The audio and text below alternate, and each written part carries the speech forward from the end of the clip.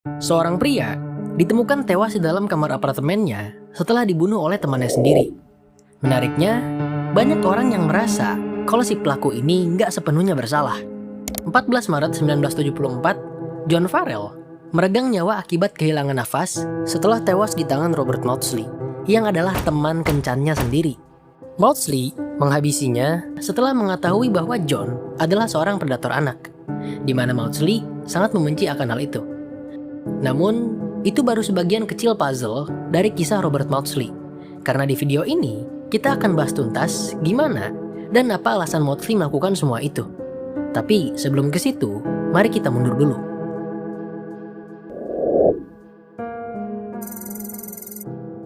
Liverpool, 1953. Pasangan George dan Jean Maudsley dikaruniai seorang anak yang diberi nama Robert. Ia adalah anak keempat dari 12 bersaudara.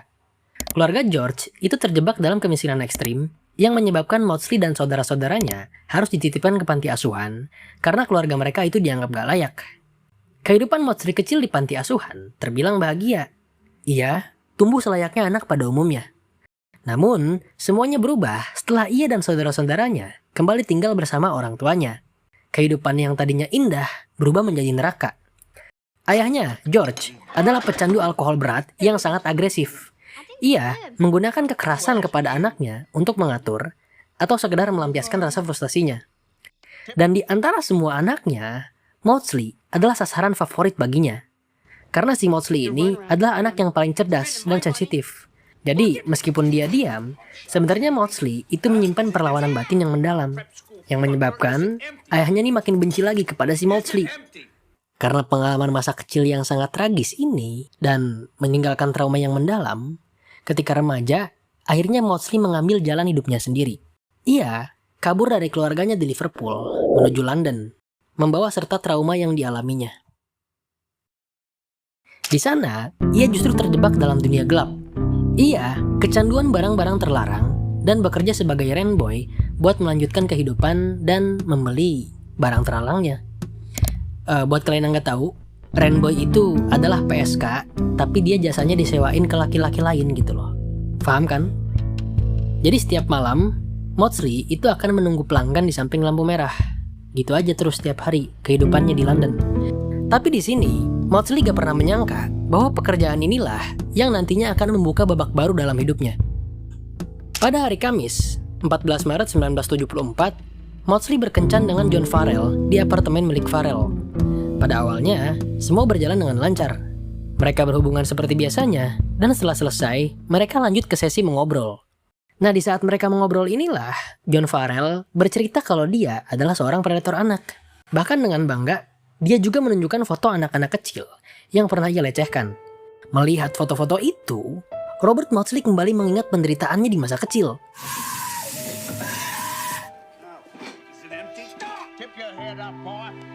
Maudsley kembali melihat ayahnya dalam tubuh yang berbeda.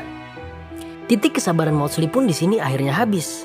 Ia kehilangan kendali, kemudian menyerang John, hingga kejadian itu berakhir dengan kematian bagi John Farrell. Tapi di sini yang menarik teman-teman, setelah John Farrell itu dipastikan udah nggak ada ya, Maudsley beranjak untuk menelepon polisi. Dengan nada datar, ia memberitahu bahwa ada sebuah mayat di kamar apartemen yang dihabisi oleh dirinya sendiri. Nah, menerima laporan yang sangat mengerikan ini, para polisi pun akhirnya segera beranjak menuju ke TKP. Tapi sesampainya di sana, mereka menemukan pemandangan yang sangat tidak biasa untuk sebuah kasus pembunuhan brutal. Maudsley duduk santai di samping mayat John. Ia gak menunjukkan kepanikan sama sekali dan menceritakan apa yang terjadi tanpa berbelit-belit, seolah gak ada yang terjadi. Dan yang bikin polisi makin tercengang lagi adalah perkataan Maudsley kepada mereka. Tolong tangkap saya, karena jika tidak, saya takut akan ada yang selanjutnya. Dengan kondisi masih terheran-heran, polisi pada akhirnya menangkap Maudsley. Namun, persidangan memvonisnya memiliki gangguan jiwa, sehingga ia gak dimasukkan ke penjara, melainkan ke rumah sakit Broadmoor, rumah sakit jiwa paling ketat di Inggris, yang berisi penjahat-penjahat berbahaya dengan gangguan jiwa. Tahun-tahun pertama Maudsley di sana berjalan dengan baik. Ia dikenal dengan kepribadian yang sopan, tenang, dan cerdas. Ia suka membaca literatur dan musik-musik klasik. Proses penyembuhannya juga menunjukkan hasil yang positif. Di sana, Maudsley merasa lega karena bayang-bayang tentang ayahnya semakin samar dan mungkin akan segera menghilang. Namun, semuanya tidak bertahan lama.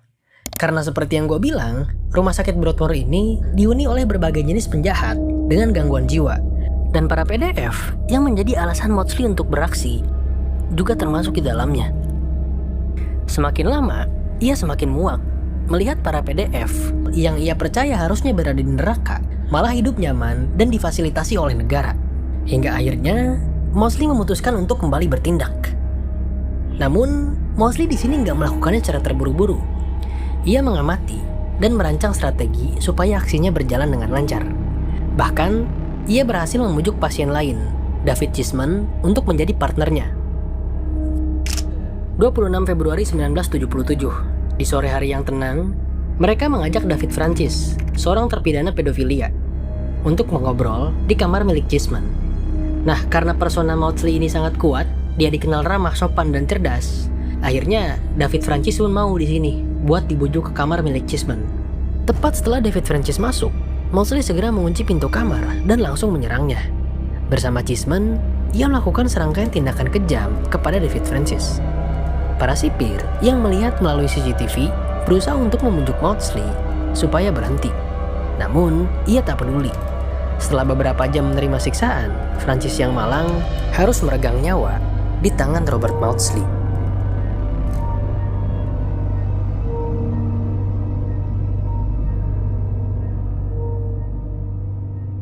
Beberapa hari setelah aksinya, pandangan pengadilan terhadap Robert Maudsley kini berubah.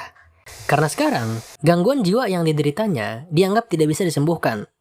Ia kemudian dipindahkan ke penjara Wakefield, salah satu penjara terketat di Inggris yang memiliki julukan Monster House karena diisi oleh narapidana dengan tingkat paling berbahaya. Di sana, Maudsley tidak menunjukkan tanda-tanda berbahaya. Ia bersosialisasi seperti kebanyakan orang. Para sipir juga bersaksi bahwa Maudsley adalah orang yang sopan dan ramah. Bahkan, ia berteman dekat dengan Salny Darwood, seorang napi yang mengajarkan bahasa Prancis kepada Maudsley. Namun, semua karismanya itu hanya kedok belaka. Karena di balik keramah tamahannya, diam-diam ia mengamati dan menggali informasi. Melalui Darwood, Maudsley mendapatkan nama Bill Roberts, seorang napi yang lagi-lagi melakukan kejahatan seksual terhadap anak kecil. Setelah kurang lebih 8 bulan ia menyiapkan semuanya, Maudsley memutuskan untuk kembali beraksi. Jumat, 28 Juli 1978, di jam 2 siang, Maudsley meminta sahabatnya, Salny Darwood, untuk datang ke sel miliknya dengan alasan ingin melanjutkan belajar bahasa Prancis. Tentu, tanpa curiga, Darwood setuju dan dengan tenang masuk ke sel milik Maudsley. Namun, siapa sangka, Maudsley sama sekali nggak ingin belajar bahasa Prancis. Ia justru langsung menyerang Darwood menggunakan benda tajam yang sudah ia persiapkan. Loh, kok yang dihabisin Darwood? Bukannya mereka berteman? Bukannya target Maudsley adalah Bill Roberts? Jadi gini, sebenarnya sejak awal, Maudsley ini hanya ingin menggali informasi melalui Darwood. Dan memang sedari awal pun, si Darwood ini udah ditargetin sama si Maudsley. Karena ternyata si Darwood itu adalah pelaku kekerasan kepada istrinya. Jadi, emang jago berkamuflase di sini si Maudsley ya. Dia pura-pura bersahabat selama 8 bulan, tapi pada akhirnya sahabatnya ditikam. Nah, setelah Darwood ini udah menghilang ya, nyawanya, Maudsley langsung menyembunyikan jasadnya di bawah tempat tidur untuk mengelabui para sipir yang sedang berpatroli. Di atas kasur miliknya, ia beristirahat sambil membaca buku-buku untuk memulihkan tenaganya. Jadi masih santai di sini, seolah-olah nggak ada yang terjadi. Hingga 2 jam berselang setelah tenaganya pulih, Maudsley berjalan menuju lorong yang sunyi, menuju sel milik Bill Roberts, sang target utamanya. Sesampainya di sana, tanpa basa-basi, Maudsley langsung menyerang Bill Roberts secara membabi buta. Namun, aksinya yang kali ini dikenal sebagai yang paling ekstrim sepanjang kasusnya. Bahkan, sempat beredar rumor yang sangat ekstrim tentang apa yang ia lakukan pada tubuh Bill setelah semuanya berakhir. Nah, karena ini, si Maudsley ini di sana, di penjara Wakefield, itu dijuluki sebagai Hannibal the Cannibal. Dan setelah semuanya beres, Maudsley kembali meninggalkan jasad milik Bill begitu aja. Dia nggak panik, nggak lari, dan lo tau gak habis ini dia mau kemana? Maudsley justru dengan tenang berjalan menuju pos penjaga, menuju pos para sipir. Dengan anggun, ia meletakkan alat yang ia gunakan di depan para sipir yang sedang bersantai.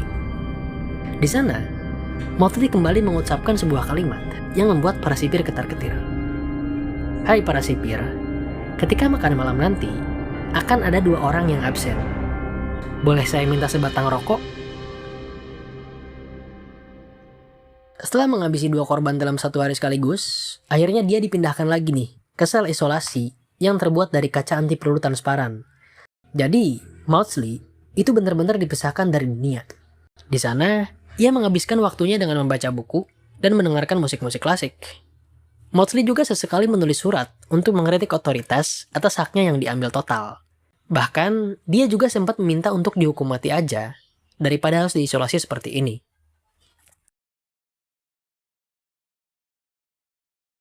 Nah, setelah semua yang dilakukan, seharusnya cerita ini tentang seseorang yang jelas-jelas bersalah kan? Tapi anehnya, nggak sesederhana itu. Karena kalau kita mau jujur, alasan Maudsley melakukan semua ini, itu terasa masuk akal. Ya, seenggaknya buat dia sendiri. Seperti yang kita semua tahu, masa kecil Maudsley itu sangatlah kelam. Makian dan pukulan yang ia terima setiap harinya membuat Maudsley memandang dunia dengan kacamata hitam putih. Hanya ada si jahat dan si baik. Tapi sebenarnya, yang lebih menarik dari cerita ini bukanlah soal kekejaman Maudsley, tapi efek psikologis kepada kita yang mendengar kisahnya. Oke, sekarang kita semua sepakat deh, bahwa tindakan yang dilakukan Maudsley ini adalah salah dan gak bener. Tapi di sisi lain, kita juga mentolerir dan menganggap bahwa si Maudsley ini nggak sepenuhnya bersalah. Mungkin karena trauma masa kecilnya, atau mungkin karena korban-korban yang ia habisi itu adalah seorang kriminal semua gitu kan. Ya gak? Pasti lo ngerasain kayak gitu kan? Lo bingung, lo tahu bahwa si Maudsley ini adalah salah, tapi di sisi lain, lo juga nggak menjudge dia sepenuhnya gitu loh. Bahkan mungkin lo bersyukur atas kematian si korban-korbannya Maudsley ini. Ya kan? Nah, dalam psikologi, situasi kayak gini tuh disebut sebagai moral ambiguity. Situasi di mana kebenaran ada di zona abu-abu. Dan gue yakin sebagian besar dari kita ada di posisi ini. Atau di level yang lebih lanjut. Mungkin ada sebagian orang dengan trauma yang sama. Seperti perempuan yang masa kecilnya dirampas. Atau seorang ibu yang anaknya dilecehkan. Itu mungkin akan menganggap Maudsley sebagai keadilan yang diutus oleh dunia. Mereka mungkin merasa amarahnya terwakili gitu loh. Ketika sistem justru memelihara dan memberi para penjahat perlindungan, Maudsley datang untuk melakukan pembersihan. Bagi orang dengan trauma mendalam yang sama, Maudsley mungkin lebih mirip sosok anti-hero seperti Deadpool atau The Punisher. Ia kacau, rusak, tapi efektif untuk menghapus mereka yang tidak pantas. Ini bukan soal mendukung pembunuhan ya, ini soal bagaimana luka yang susah disembuhkan akhirnya mencari obatnya sendiri lewat tangan seorang Robert Maudsley. Terakhir nih, gue pengen tanya sama lo. Kalau kita perhatiin lebih spesifik, korbannya Maudsley itu kan adalah orang-orang yang secara personal dia benci ya. Nah sekarang, gimana kalau ternyata Maudsley ada di Indonesia? Tapi korbannya bukan hanya para PDF, tapi jenis orang yang kita semua pasti benci. Koruptor misalnya. Seandainya besok pagi, lu bangun dan melihat berita bahwa penjara koruptor mendadak sunyi, apakah lu akan merasa takut? Atau justru tersenyum?